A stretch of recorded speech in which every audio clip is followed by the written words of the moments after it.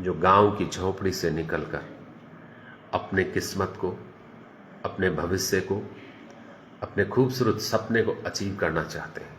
दोस्तों, जो कोचिंग लेने वाले स्टूडेंट्स होते हैं, जिस शहर में, जिस गांव में वो रहते हैं, जरूरी नहीं है कि वहां ही कोचिंग हो।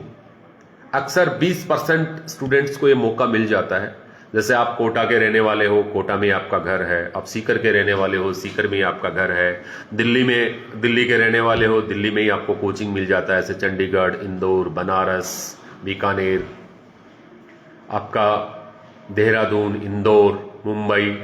पर हमारी जो ग्रामीण अंचल की जो प्रतिभाएं हैं, अक्सर उनको किसी शहर में जाना पड़ता है। कई सारी परिस्थितियों, चुनौतियों को उनको झेलना पड़ता है।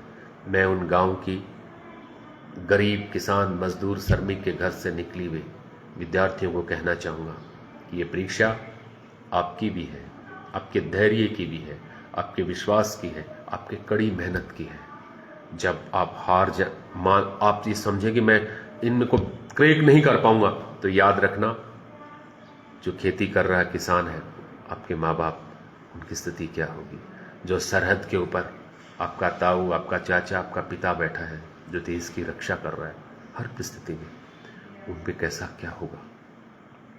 अल्टीमेटली इंपॉर्टेंट कई बार ये भी है कि जिस सेंटर पे आप जा रहे हैं, हो सकता है कि वहाँ उस तरीके की फैसिलिटीज़ नहीं हो जो आपको घर पे मिल रही हैं, या आप जहाँ प्रिपरेशन कर रहे हैं वहाँ मिल रही हैं।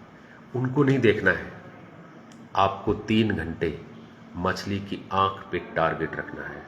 ये पेन और ओएमआर शीट और पेपर, ये 3 आपके वो शस्त्र हैं, 3 ऐसे वेपन हैं जो आपको अपने सपने के करीब लेके जाएंगे। उस सेंटर पे टेबल अच्छा नहीं है, पंखा अच्छा नहीं चल रहा है, कमरे में हवा नहीं आ रही थी, हुमस थी, कोई मायने नहीं रखता है।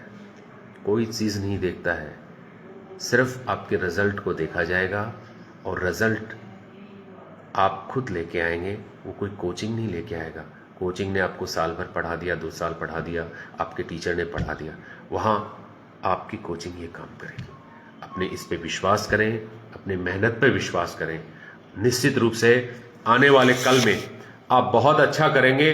वो कहते हैं, सपनों का भविष्य बनाने के लिए ये 3 घंटे, और 3 घंटे का मतलब है 180 मिनट, और 180 मिनट का प्रत्येक सेकंड, प्रत्येक क्षण, प्रत्येक पल आपको अपने मंजिल के नजदीक नजदीक नजदीक लेके जाएगा।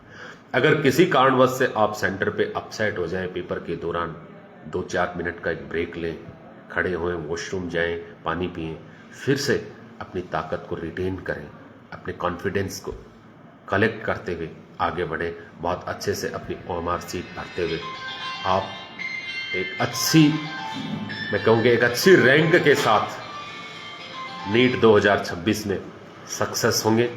आप सक्सेस होंगे तो आपके परिवार खिलेंगे, आपका समाज खिलेगा, और जब परिवार, समाज, गांव खिलता है तो भारत विकसित बनता है।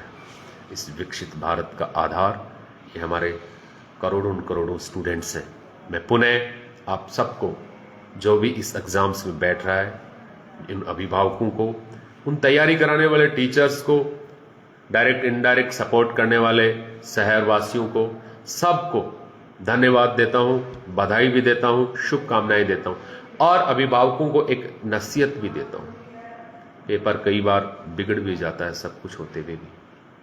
इसका मतलब ये नहीं है कि आपकी औलाद ने आपकी मेहनत नहीं की। एमबीबीएस, इंजीनियर, यूपीएससी, आईएएस से इम्पॉर्टेंट आपकी औलाद है और उसका जीवन है।